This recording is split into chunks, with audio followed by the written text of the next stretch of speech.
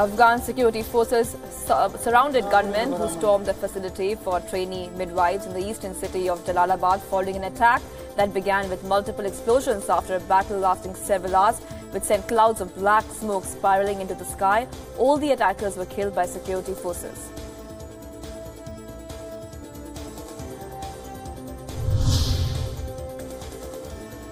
A Texas official has said that the 5 people, including the shooter, have been killed in possible murder-suicide at a Texas nursing center and a nearby home. Police had found 3 bodies with gunshot wounds at the nursing center on Friday night. The police later found 2 other bodies at the suspect's home. Police did not immediately release the names of the dead, neither did they comment on possible motive behind the shooting incident.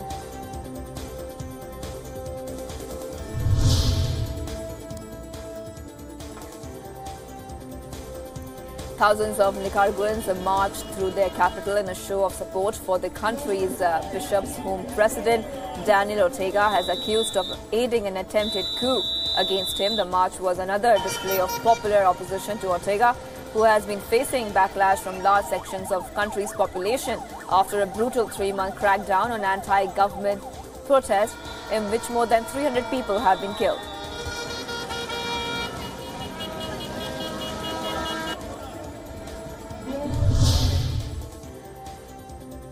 Supporters of Zimbabwe's opposition movement for democratic change (MDC) party gathered in Harare for presidential challenger Nelson Chamisa final rally before Monday's crunch presidential elections. The contest, which pits charismatic preacher Chamisa against incumbent president of Zimbabwe Emerson Mnangagwa, is a close one according to public opinion surveys.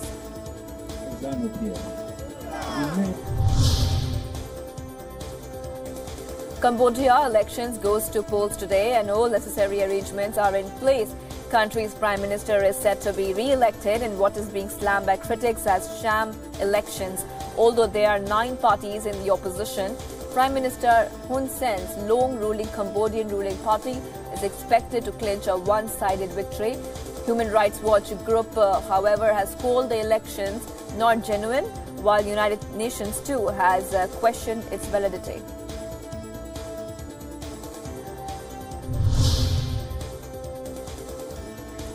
Mali opposition presidential candidates and international observers met the country's prime minister on Saturday for talks over mounting concerns of potential electoral fraud in Sunday's elections. Chief challenger Somalia Cisse accused the government of cheating, calling on the public to cast their judgment. Opposition candidates have been crying foul over alleged tampering with the electoral list. Candidates and electoral observers are asking for the list of polling stations where voting won't be possible for security reasons to be made public ahead of the polls opening.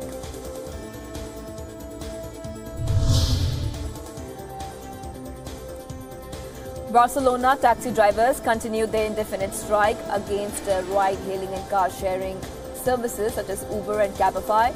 Drivers have demanded the Spanish government to approve a law that controls ratio of licensed taxis to ride-hailing vehicles. On Friday, hundreds of taxis blocked one of Barcelona's main boulevards, the Gran Via, and some of them decided to spend the night in their own taxis or in tents.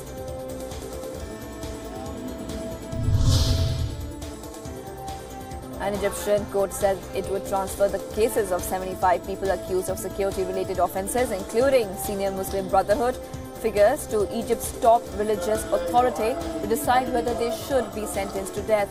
They are among 700 others accused of illegal protest and murder over a 2013 sit-in which ended in the deaths of hundreds of people when security forces broke it up violently.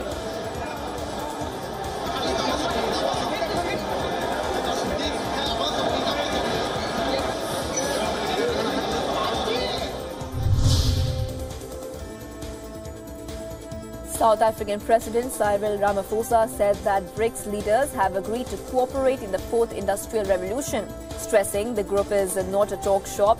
Ramaphosa described the summit as a resounding success. He said that the BRICS group of emerging economies of Brazil, Russia, India, China and South Africa is at the forefront of driving change and not a talk shop.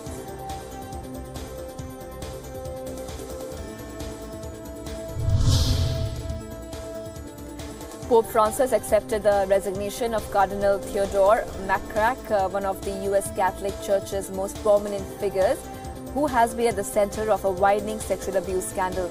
The McCarrick, who's 88 years old, the former Archbishop of Washington, D.C., is the first cardinal in living memory to lose his red hat and title.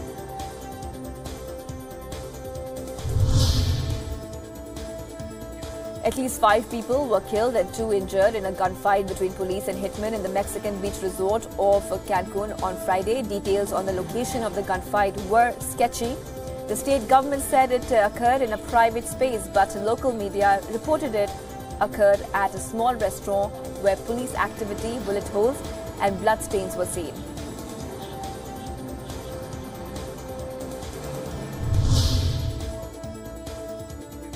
Peruvian President Martin Vizcarra proposed a referendum to gauge support for judicial reforms, banning the private financing of political campaigns, ending the reflection of lawmakers, and creating a second chamber in Congress. Addressing lawmakers in his first Independence Day speech, Vizcarra pressed the opposition held majority to support reforms aimed at uprooting structural corruption in one of Latin America's most promising economies.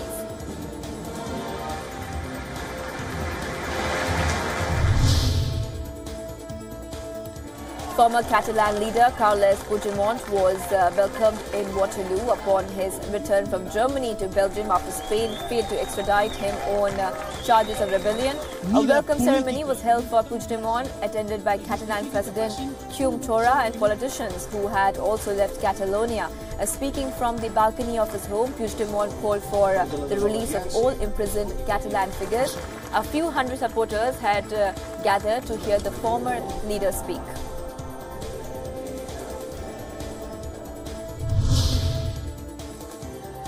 A Honduran father and baby separated at the US-Mexico border while trying to enter the United States were finally reunited after 5 months of waiting. Ronaldo Buso had just crossed the US-Mexican border carrying his son Johan while he was detained by the US Border Patrol. They were separated, and when Ronaldo was deported to Honduras, the baby remained in Arizona. After Buso was deported, he was told his son would be released in 2 weeks, but they have now been reunited after 5 months of waiting.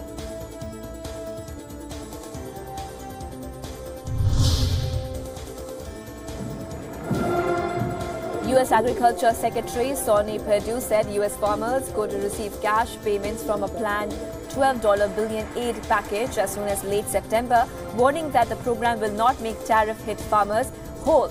Perdue said in an interview on the sidelines of the G20 meeting of agriculture ministers in Buenos Aires that the plan would include between $7 billion and $8 billion in direct cash relief.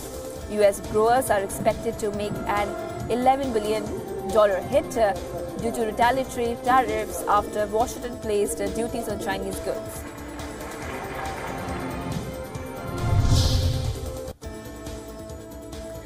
Agriculture ministers from the G20 countries criticized protectionism in a joint statement. The ministers vowed to reform World Trade Organization rules but did not detail what steps they would take to improve the food trade system. The meeting came amid rising trade tensions that have rocked agricultural markets.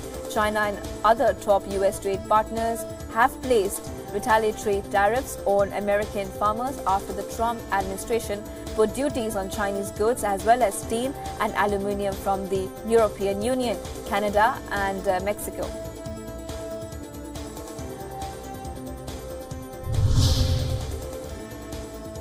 A U.S. scholar said protectionism from the U.S. business community in whatever form is not the way to address a trade imbalance or dispute and will surely exact cost sooner or later. The U.S. business community that called for tougher measures against Chinese trade practices will feel the sting themselves in the future, said Nusen Mahabubi, research scholar from the Center for the Study of Contemporary China at the University of Pennsylvania.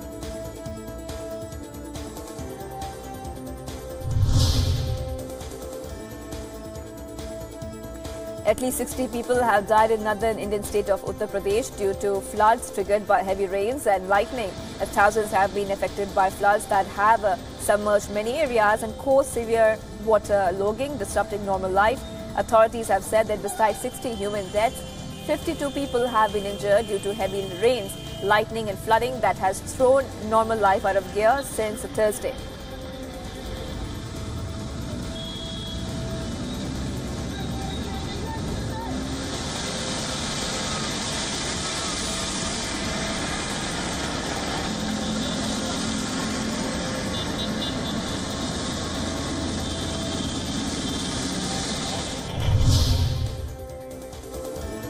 A day after India's National Green Tribunal declared the water of the country's holy river, Ganges, as unfit for drinking and bathing, directions were issued to install display boards for the people regarding the same. On Friday, NGT had deemed that the river water flowing between Haridwar, city of Nadan, Uttarakhand state, and Unnao, city of neighbouring Uttar Pradesh state, as unfit for drinking and bathing, and expressed concerns as to how it was unfit for their health.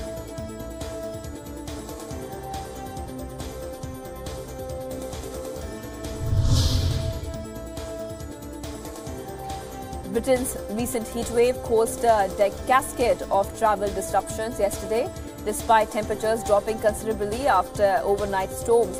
Drivers hoping to visit France via the Eurotunnel in Folkestone were stuck in stationary traffic jams, with operators advising passengers that they should expect delays of up to 2 hours due to problems with air conditioning in carriages.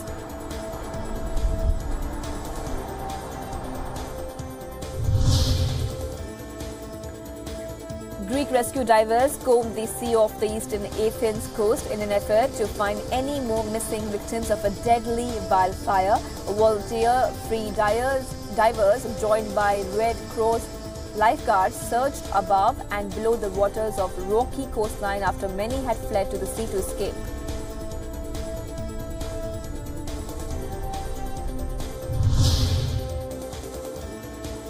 Rains poured down on scorched earth as a storm broke out in the fire-hit region of Nios Votas, east of Athens. Blackened branches and the remnants of houses were drenched, with the first rains to fall in the area after devastating wildfire killed at least 88. The heavy downpours prompted fears that the work of rescue crews and efforts by locals to salvage what they can from the fire could be made even more difficult.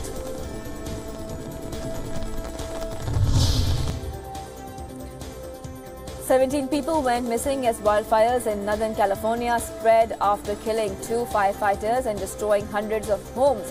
On top of that, tens of thousands of frantic residents have been fleeing from their homes as fire raged further. More than 38,000 people in Redding and elsewhere in Shasta County have been ordered to leave their homes from the 80,900-acre car fire, which has destroyed at least 500 homes and businesses. Officials warned further evacuation orders were possible.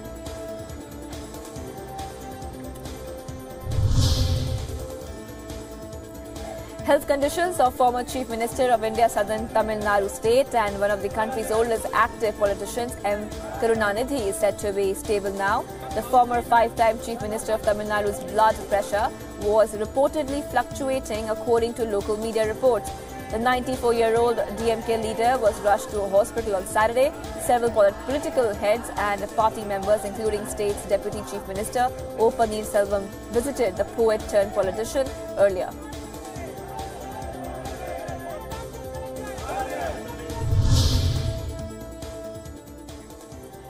At least 33 people were killed when a bus carrying them fell into a 300-meter deep gorge near Raigad district in India's western state of Maharashtra. Only 12 bodies have been recovered so far, as the driver is being blamed for the accident. The state government has announced an ex gratia of 4 lakh rupees to the family of those who died in the accident. The government will also bear the medical expenses of those injured in the accident.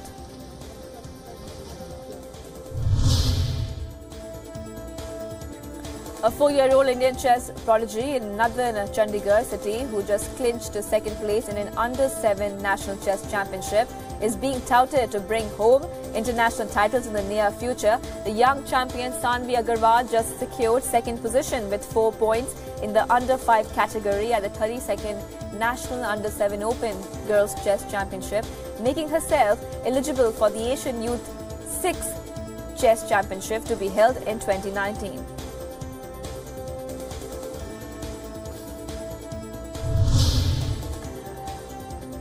Bollywood actress Shilpa Shetty Kundra walked the ramp for Indian fashion designer Amit Agarwal, who represented his collection Crystals during the India Couture Week 2018 in New Delhi. Inspired by crystal and chrysalis, Crystallis is a collection that represents a perfect blend of gorgeous pleats, metallic details and structured fabrics in the shades of shiny plum, emerald green, charcoal, black and glittery off-white.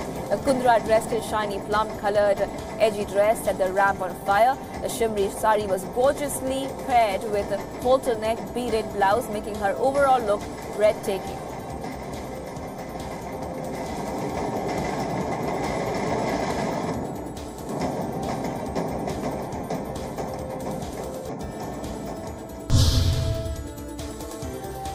Hundreds of thousands of people took part in Berlin's extravagant Christopher Street Day celebrations, marking the 40th anniversary of the country's biggest parade for gay and lesbian rights.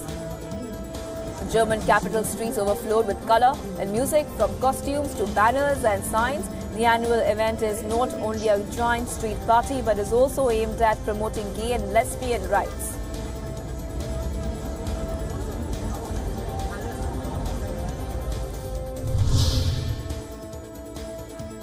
A joint funeral was held in Rafah for 2 Palestinians killed by Israeli army. Gunfire on the Gaza border. Medics in Gaza said a man and 14-year-old boy were killed and dozens more injured during a weekly border protest on Friday. The man killed 43-year-old Ghazi Abu Mustafa was brought to a hospital, tent-staffed by his wife, who collapsed when she discovered him among the casualties.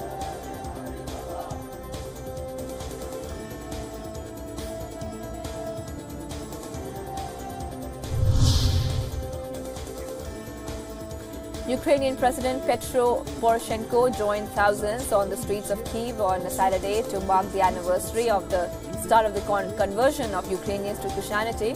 The anniversary has fallen amid a push to remove what Poroshenko says is a lever of criminal influence in Ukrainian affairs.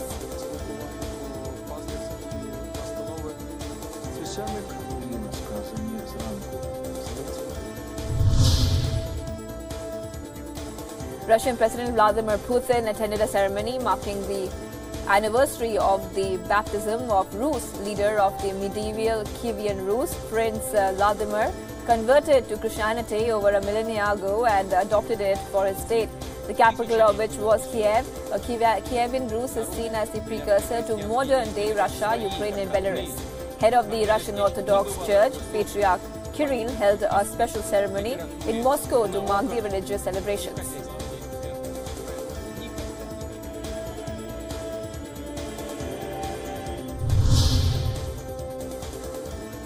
The Russian army held a tank biathlon on the part of the International Army Games 2018 in Albino in the Moscow region. The tank biathlon is a military discipline invented by Russia's defense ministry to hone the skills of tank crews. In tanks painted in different colors, the crews take part in events that test the crews' driving skills and shooting accuracy. This year, 23 teams from countries including India, Azerbaijan, Russia, Zimbabwe, Syria, China are taking part. The competitions will be held in Russia and China until August 11th.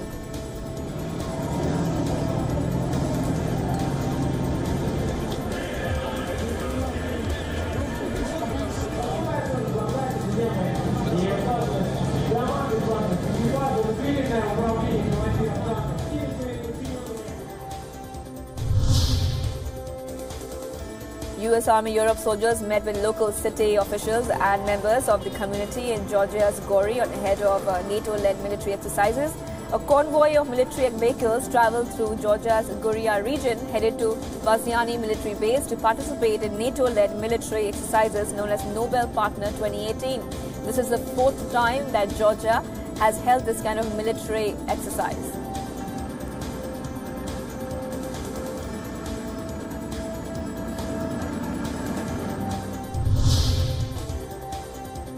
Russian President Vladimir Putin has facilitated the country's football team after an inspired run at the 2018 World Cup. Coach Stanislav Cherchesov, who led the host into the quarter-finals, was awarded Alexander Nevsky Order. Russia, the lowest-ranked team in the world, shocked 2010 world champion Spain en route to the last 8.